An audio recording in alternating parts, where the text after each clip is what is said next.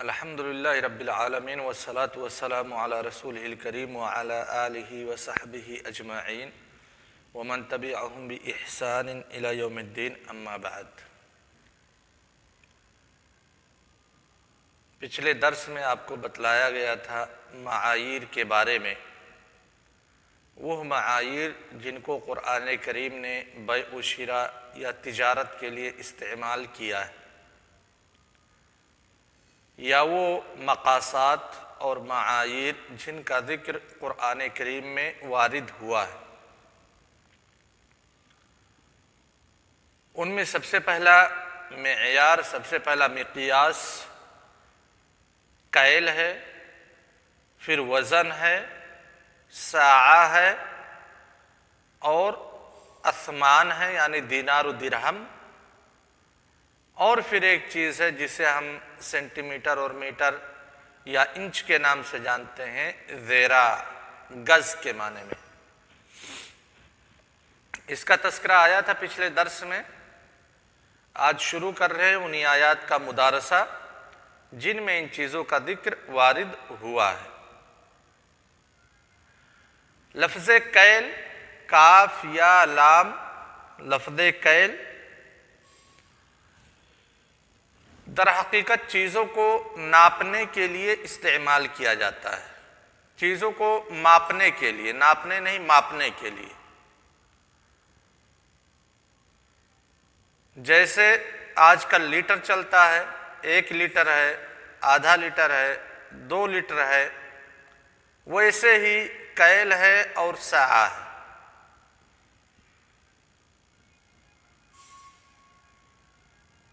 وزن کرنے والی چیزوں کو آپ جانتے ہیں، آج کل جو رائج ہے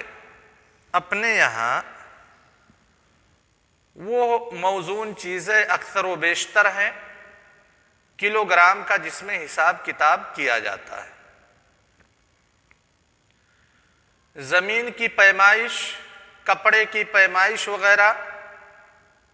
کے لیے جو چیز استعمال کی جاتی ہے اسے ذراع کہتے ہیں، یعنی metre, centimetre, inch, feet وغیرہ۔ اللہ تبارک و تعالی سورۃ الانعام آیت نمبر 152 میں ارشاد فرماتے ہیں،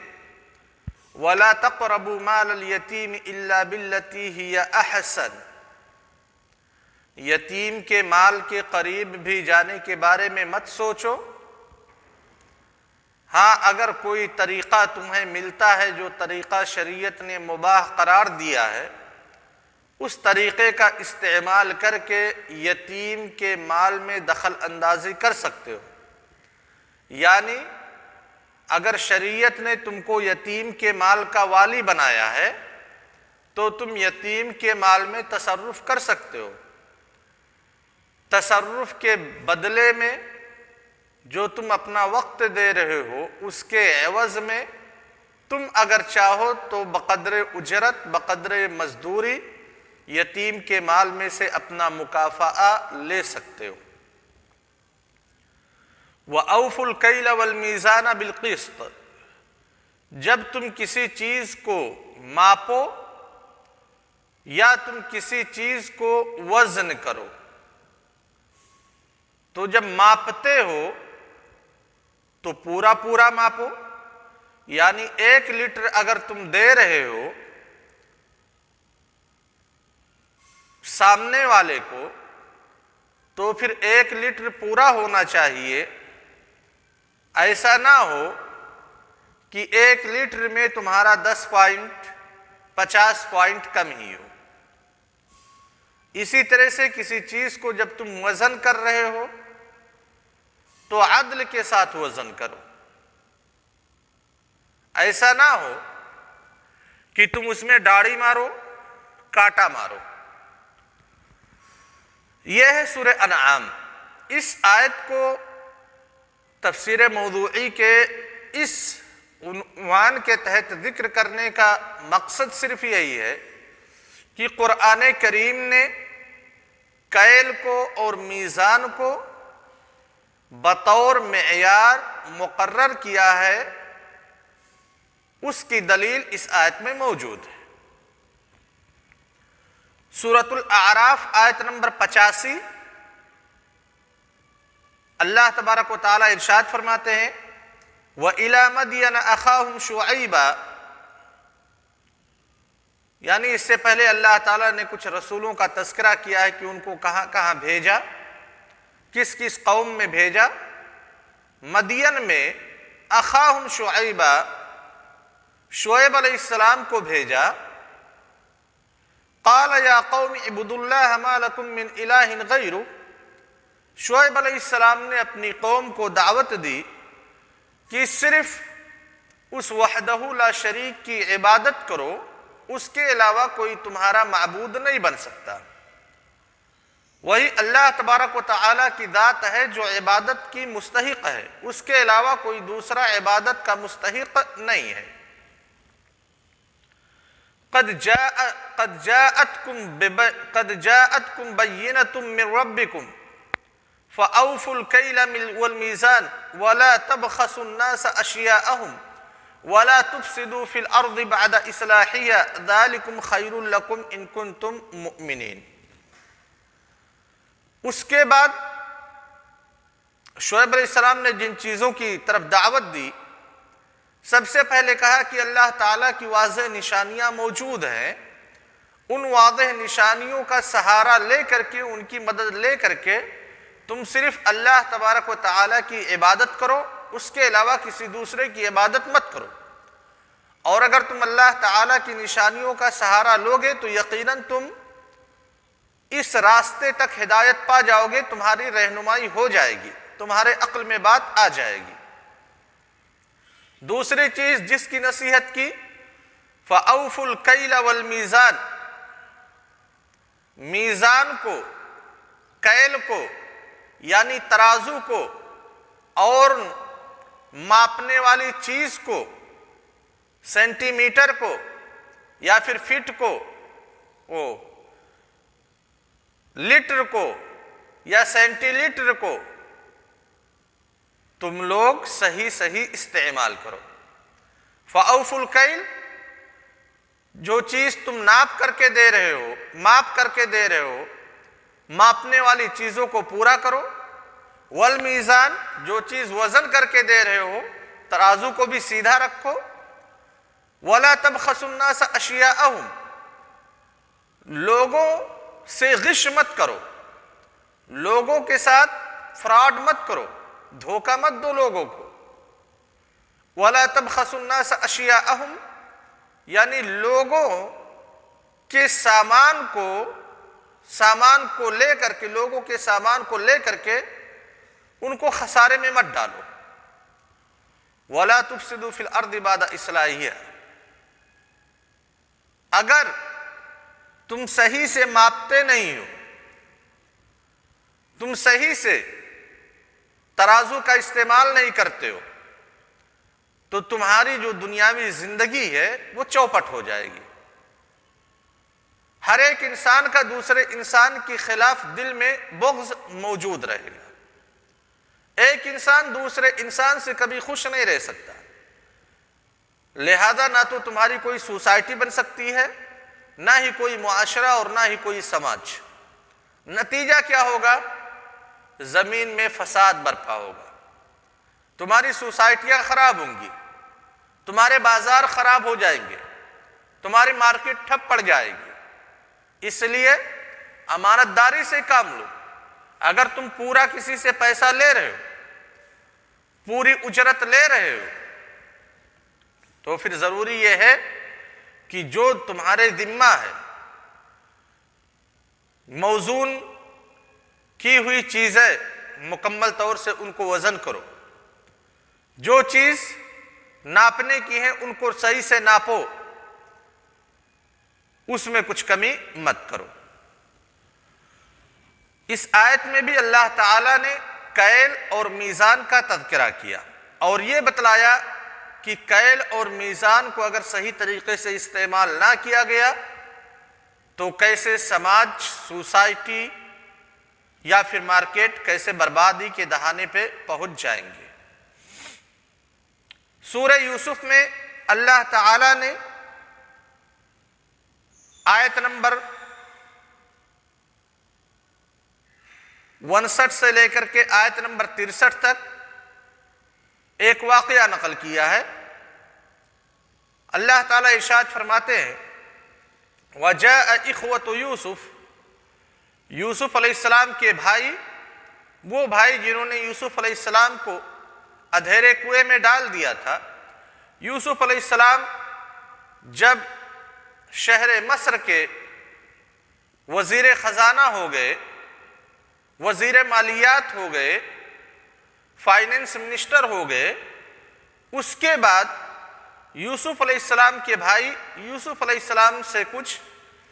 غلہ پانی لینے کے لیے آئے مدینہ۔ فَدَخَلُوا عَلَيْهِ فَعَرَفَهُمْ وَهُمْ لَهُ مُنْكِرُونَ، یوسف علیہ السلام سے جب ان لوگوں کا سامنا ہوا تو یوسف علیہ السلام ان کو جان گئے، حالانکہ بھائی یوسف علیہ السلام کو پہچان نہ سکے۔ وَلَمَّا جَهَّزَهُمْ بِجِهَازِهِمْ قَالَ أَتُونِي بِأَخٍ لَكُمْ مِنْ أَبِيكُمْ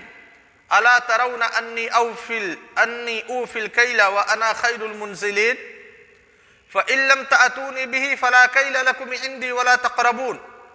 قالوا سنراود عنه أباه وإنا لفاعلون۔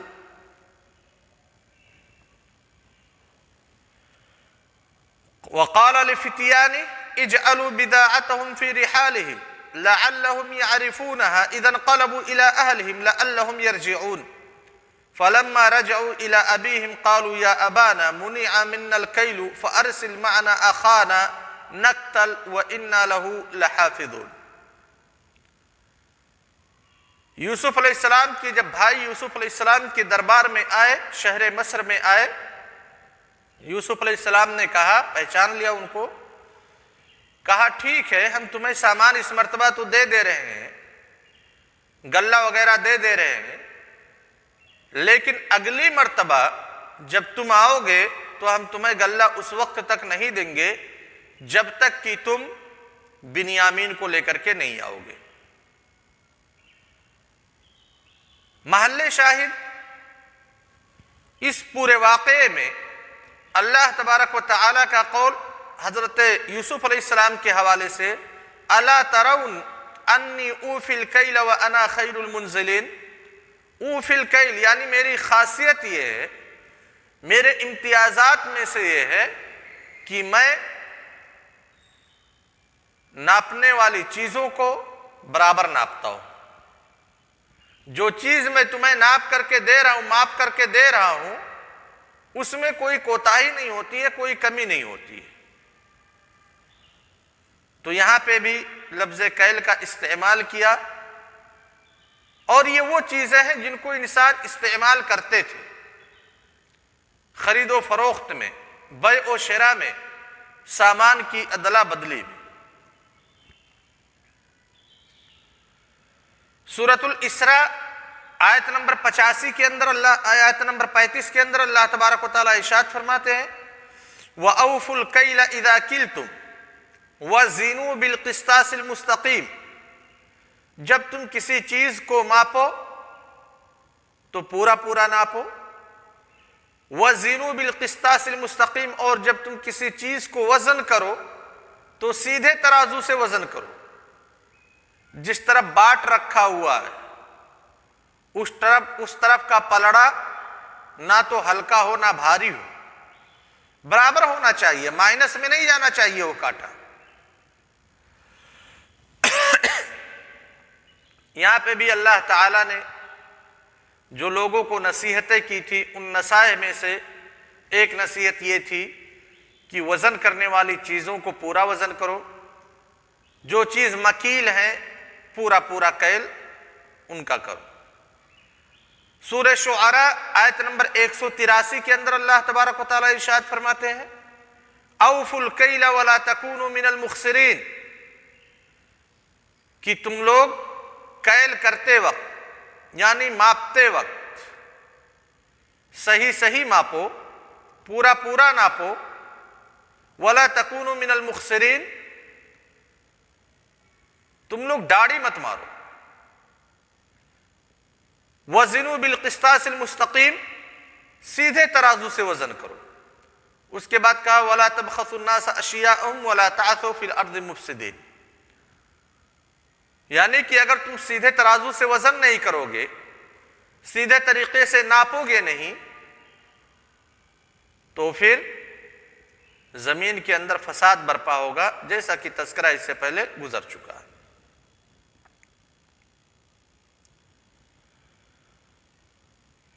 سورۃ الرحمن کے اندر اللہ تبارک و تعالی نے آیت نمبر 8، 7، 8، 9 ان 3 آیات میں تذکرہ کرتے ہوئے فرمایا وَالسَّمَاءَ رَفَعَهَا وَوَضَعَ الْمِيزَانَ۔ اللہ تبارک و تعالیٰ کی ذات کی بہت ساری خصوصیات ہیں،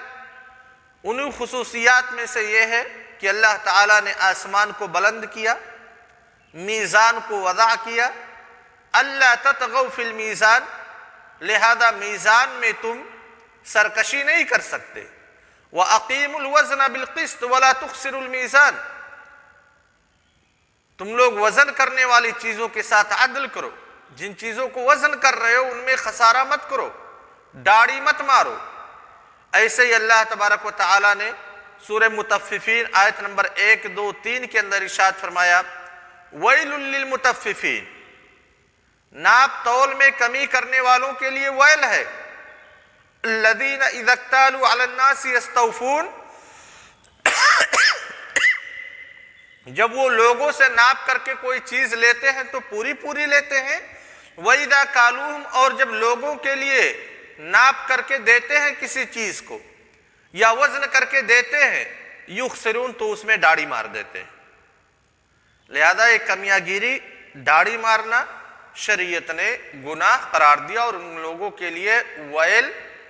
کی بشارت دی۔ اور کچھ چیزیں ہیں جن کا تذکرہ قرآن کریم میں وارد ہوا ہے، جیسے لفظ ساعہ کا تذکرہ سورہ یوسف آیت نمبر 72 کے اندر قالوا نفقد سواع الملك ولمن جاء به حمل بعير وانا به زعيم، یوسف علیہ السلام کے لوگوں نے جب وہ حیلہ اختیار کیا کہ ساعہ کو، یعنی جس سے غلہ دیا جاتا تھا، جس کو ہم سیئی پسیری کے نام سے جانتے ہیں، اسی طرح کا ایک آلہ، اور آج وزن کرنے والی چیزوں میں جب اس کو کنورٹ کرتے ہیں تو بعض علماء کے نزدیک 2.5 کلو، بعض علماء کے نزدیک 2.25 کلو، بعض علماء کے نزدیک 3 کلو وزن متعین کیا گیا ہے۔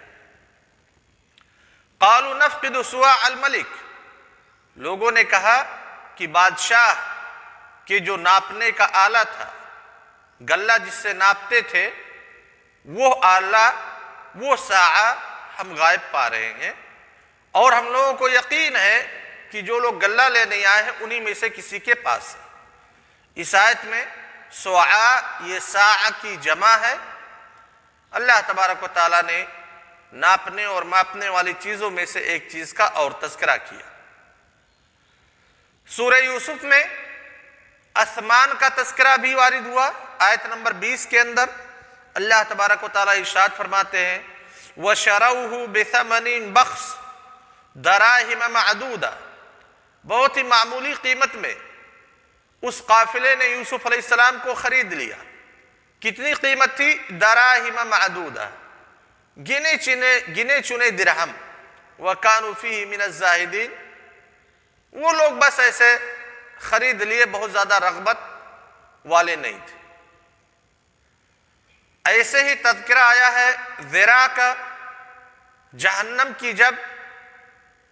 لمبائی اور چوڑائی بتلائی گئی، جہنم میں کیسے لوگ داخل کیے جائیں گے، اللہ تبارک و تعالیٰ نے اس وقت تذکرہ کیا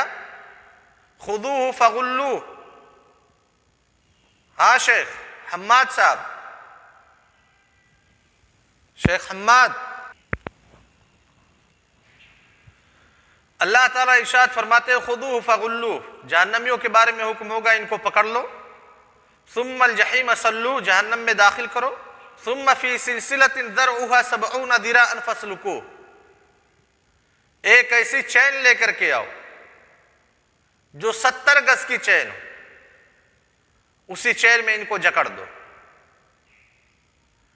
یہاں پہ مسئلہ یہ نہیں ہے کہ وہ چین کتنی لمبی ہوگی، وہ زنجیر کتنی لمبی ہوگی، 70 گز کی ہوگی یا اس سے زیادہ کی ہوگی، کیونکہ یہ مسئلہ محل نظر ہے کہ قرآن کریم نے یا نصوص شریعت نے جہاں پہ اعداد کا تذکرہ کیا ہے، کیا وہ اعداد حقیقی طور پہ مراد ہے یا کثرت مراد ہے؟ ہمارے ہاں اردو میں بھی استعمال ہوتا ہے،